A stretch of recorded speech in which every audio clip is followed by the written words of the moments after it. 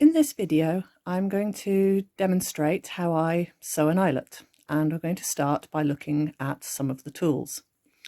I have a number of different awls for making the hole through the cloth, starting with the smallest. This is, I think, bone. This is the one I've had the longest, and actually the one I use least because it's incredibly small and actually quite uncomfortable to hold. But were I to make or need to make very small holes, this could be very useful.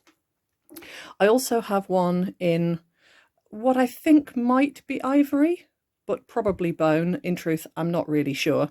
Again, mostly for display purposes rather than actual use.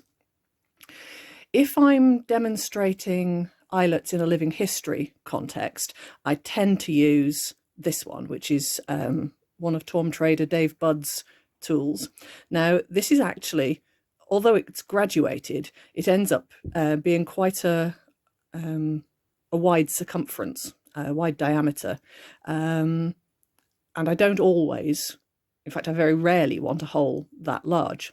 If I'm doing them at home for speed, I tend to use this cheap one available from the high street, because it doesn't matter if it gets lost or damaged.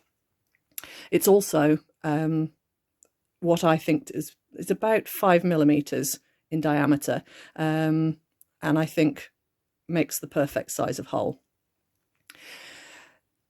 Next, the sort of needle that I use. I have hundreds of needles, as you can imagine, but this is, if I can get it to actually focus, is the one I use most often. It's a size 3 embroidery needle, and again I cannot get it to focus. Oh, nearly had it there. It has a very long, wide eye. There we go. And it's about 4.5 centimeters long, almost a millimeter thick in terms of wire, and has a very sharp point. It does make for very strong tension. So my preferred size. More importantly for it is the bit that everyone will then see, what I actually sew the eyelets with. Now, this is a standard skein of embroidery thread. Comes in a wide variety of colours, is extremely inexpensive, and purists will obviously realise that it is 100% cotton and therefore not really suitable for medieval, but it does make an excellent compromise. If I want something better, I have a number of options available. Now, wool isn't really strong enough, wool thread isn't strong enough to hold the tension required to pull the strands of the cloth apart, and nothing more frustrating than it constantly snapping on you. Linen is strong, but not nearly as pliable as silk. And I have two different sorts of silk that I use, both of which from Torm trader, the mulberry dyer. She would be able to tell you in greater detail about the variations of it, but, and if I can find an end, I might be able to show you. It's stranded in the same way that the embroidery cotton is, which spreads very nicely to fill round the edge of the hole. Obviously not everybody in the medieval period would have access to silk threads, but if you're doing something very nice, it does make a lovely finish.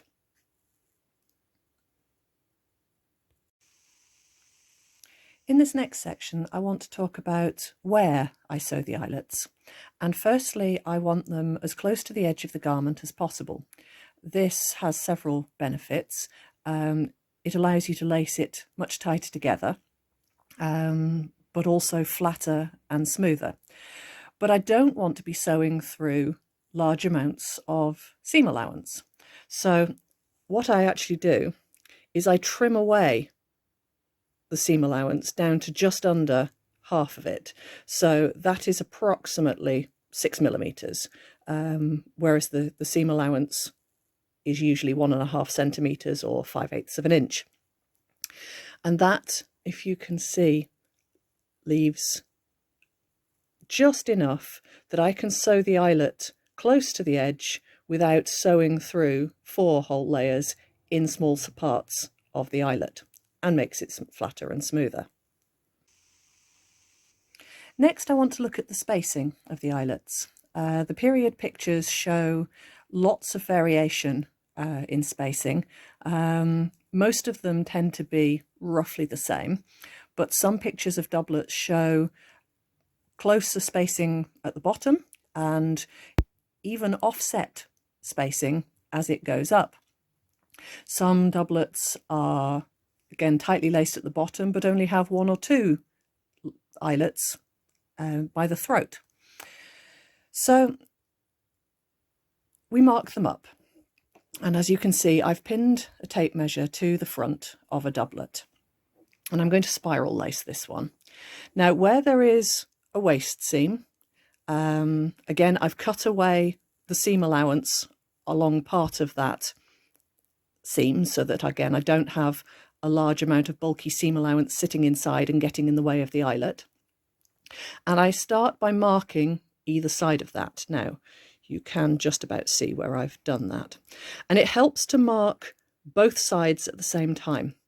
If you tried to eyelet one side of the doublet and then use the spacing of that to mark the other side of the doublet, you'll find that the eyelets have puckered that side that you've done just enough that it's not quite the same size as it was to start with. So I mark them at the same time. And again, you can choose your spacing, but it does help to get as many in there as possible. Certainly no more than 3 centimeters apart. If you go for more than that, you can't lace it tightly. You'll get a sort of drawstring effect as you pull the lace through it. So I mostly go for either 2 to 2.5 centimeters. Again, a little bit depends on the length of the garment edge that I'm lacing, because I want the top and the bottom ones to be in a certain position. I don't want a big gap at the top or a big gap at the bottom if I can avoid it. And certainly when I've got a central seam along the waist, as in here, then I need to position them quite carefully either side of that so that I'm not trying to eyelet through a seam. So I've marked my first one just there, and then I mark, in this case, 5 centimeter spacings all across upwards. I can then use the tape measure or do it by eye to mark the halfway position between the 5 centimeters. I think it's worth mentioning here that I don't sew the eyelets sequentially. You can, when sewing through several layers of fabric, occasionally pull a slight twist if you haven't poked the hole through straight, so that your lining and your outer sit slightly further apart than they should do. And if you then sewed every eyelet in order all the way up, one after the other, you would just end up exaggerating that twist. So I will sew that first one, and then I might sew one that's 10 centimeters further up the garment, and so on. And then I will come back and I will fill in the one halfway in between, and then the ones halfway in between those. And so that if I have got a twist, I'm not exaggerating it. On this doublet, I'm lacing in pairs. Now, this is seen in fewer images of the period, but you do see it. And it's worth at this point talking about where the holes need to be. Now, the holes themselves are approximately 2 centimeters apart, and I tend to mark the middle, if you can actually see that white chalk mark, of that, and then sew just either side of that. But The ones that are important are the ones at the top, because you don't want it too close to the throat but nor too far away from it. But very importantly, at the bottom, you want a pair at waist height position that corresponds with the lacing through the doublet for the hose. That stops, if that was kind of in the middle there, what would happen is that the tension from the hose would pull the edges of the doublet apart. If it lines up, you've got a bit of extra strength. It's not really important, but it's useful. Before I actually demonstrate the sewing of the eyelet, there's just a couple of things I wanted to show you. And first is the result of what happens if you cut the hole rather than poke it with an awl. So here is a hole that I've cut. You can see it's ended up as a square because I've just made 2 snips through twice the cloth. And I've stitched it in the way that I would bind an ordinary eyelet. And you can see the exaggerated result, which is what happens when you've cut away excess fibres rather than pushing them apart. And this is a very weak, misshapen, lumpy, clumsy eyelet that you could practically use a piece of rope through. It might be useful on much thicker cloth, but certainly on anything clothing weight, it's not very good. If your holes, for some reason, are already cut, there is a way that you can get round that ever so slightly, and that's to use a buttonhole stitch rather than just a spiral binding stitch. I tend to find that if you do these ordinarily, they end up really, really tiny inside because of the extra bulk of the knot that forms the buttonhole stitch inside. You don't also use as many stitches, which obviously makes it quicker, but doesn't give it the strength needed. So here is a finished example of a poked hole versus one where the fibres have been cut. Okay, so I've threaded my needle with approximately 12 inches or 30 centimetres of thread. That's more than enough for sewing one eyelet. And I'm going to poke the hole in the cloth. Again, the edge of the seam allowance is there. I want to pull it back just a few millimetres, 4 or 5 millimetres back from the edge of that seam allowance, and then I poke using a twisting motion, and I can take that out. Now, some cloth is much springier and those fibres will immediately start to close up again. If it does close up while you're sewing the eyelet, you can simply poke it through with the awl again. And if it closes up but you haven't realised how small it's got, and the hole ends up quite tiny at the end, you can just at that stage still just poke it through with the awl to enlarge it, and it will more or less stay in that position. Okay, so the first thing is that I use a knot in my thread. It's how most of us were taught, but it isn't actually a medieval thing. There is no evidence of knots in the thread. But it does allow us to always know where that end of the thread is. And so when we put it under tension to pull the fibres apart, we don't accidentally pull the entire thread out. So I'm going to show you a tip that allows us to have that knot, but that we don't leave the knot in the cloth.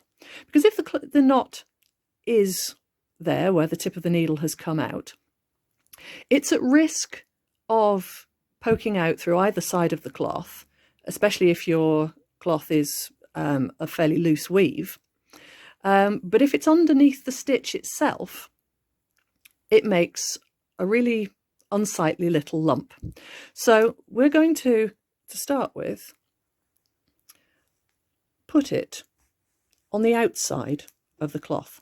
Obviously we're not going to leave it there, but this way we know where it is, we know where the end of the thread is, and it's much more difficult to pull that knot or pull that thread out of the cloth. Okay, so we go through obviously both layers of the cloth, and you want to come out, it's about 4mm or just over 3/8 of an inch, but very close to the first stitch, or to the beginning thread. And to make a really good eyelet, you want to have your stitches really quite close together for strength, for neatness.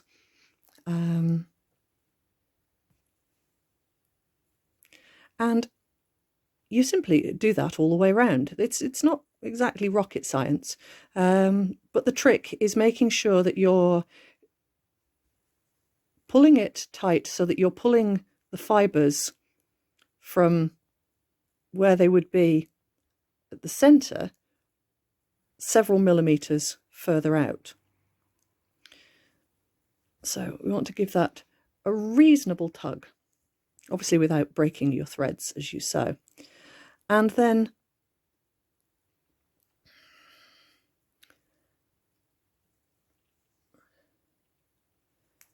you can see now the hole has started to close up a little, so we can repoke it. And we just twist that through there. Okay, the hole is back open again. Trying to keep this in a position where you can see it on the camera. The camera is focusing on it. There we are, that's better. But that I can peer around the camera to actually see what I'm doing. Because trying to work out where my hands are in relation to the cloth in the camera screen is actually quite difficult. Okay, and we just go round. And it does, I find, help to turn the cloth as you go. On a big bulky garment that's harder to do, but, and again I'm pulling quite tight there, and push those fibres up and out of the way.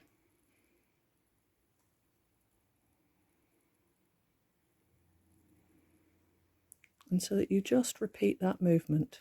Now, I have very strong fingernails, and I tend to use my thumbnail as a guide to where the needle ought to come out.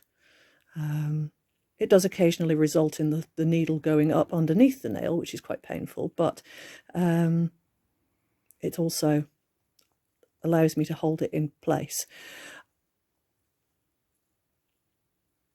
If you have a particularly long thumbnail on that side, I would imagine that's quite a lot more difficult. Okay, and you can see as we're going round, oh, come on, focus, that is now starting to show a good round shape.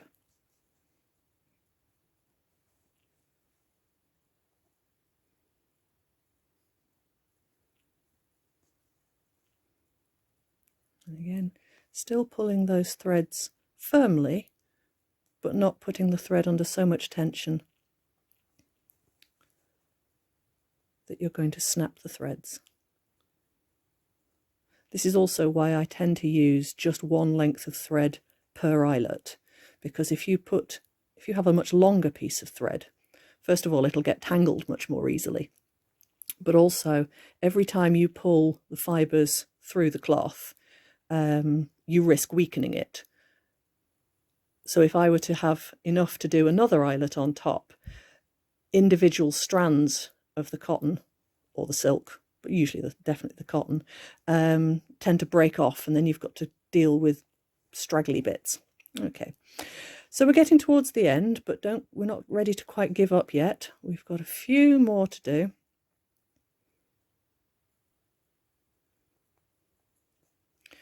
because although that's now filled in the hole, we just want to go over it one more stitch just to bind that edge. Okay, I hope I've managed to keep that in the camera well enough. I do apologise if I haven't. So now we want to go through to the back to finish it off. Okay, so turning the cloth over and keeping that tension reasonably tight, we're going to do just a little stitch to start with through just the linen. We don't want it showing on the other side. And then one long stitch, again, just underneath the linen. And I tend to come out, for simplicity's sake, on the edge here. That leaves a nice long thread that's not going to easily pull out. And being on the edge is much easier to cut off. And I've not gone this side of the wool, which is always nice to see. And I can cut that off. I'll just grab the scissors. Cutting that close. Okay. Now we can deal with that knot that we've left on this side. We don't need that anymore.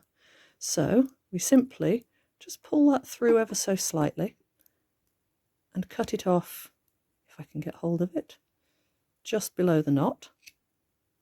Okay. And that then long tail disappears inside the garment and you wouldn't have known it was there. Okay, and that is one eyelet.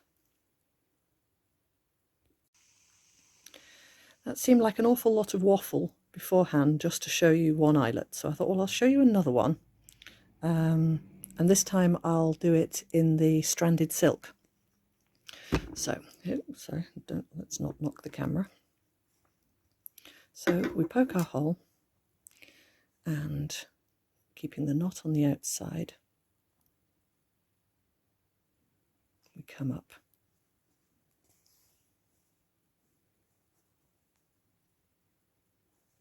Okay. So I'm not going to talk all the way through this one in the same way. I'm going to do it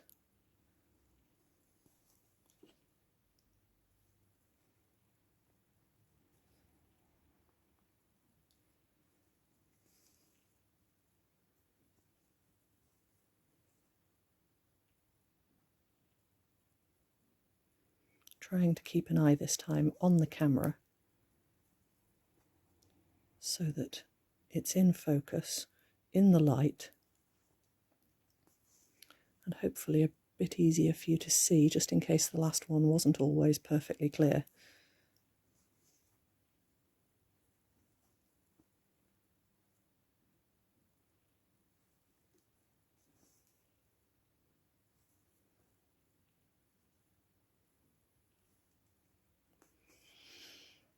I was trying to work out the other day just how many eyelets I might have sewn since I started this business. And basically I haven't a clue, but I wouldn't be surprised if it's somewhere in the region of 15 to 20,000. For example, just in stock on the stall alone, at the moment, I have garments where the number of eyelets adds up to 1,500.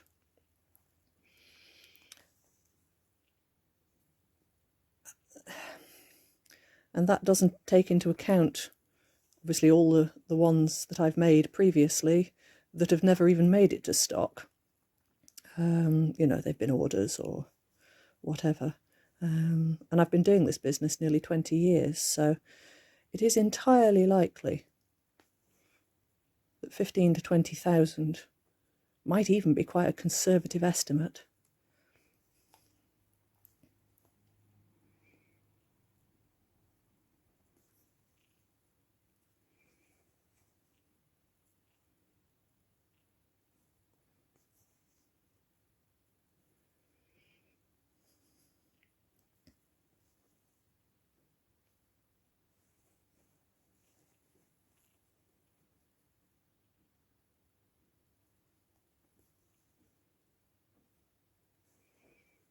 Okay, now you can see here that I was too busy trying to get going too quickly. And I've ended up with quite a gap between those two. Now, just to make that neater, I can actually fill that in at the end. Obviously, if it was round this side, it would be much harder to do because you'd end up with a thread going across the hole. But because it's quite close to the start and the finish, I can do that. So, and now we do that little stitch to start with at the back, and that just allows us to pull that last thread tight. And then taking an even smaller amount, and again making sure that we've not gone through the cloth on that side, push it right the way through to the edge and pull that tight so that that last stitch practically disappears. Okay, and then we cut that off, and again, if you put that thread under just a little bit of tension, when you cut it off, it springs back and completely disappears inside the cloth. There we go. Thank you very much for watching. Once I've cut that off as well, that is how I sew eyelets. Thank you very much.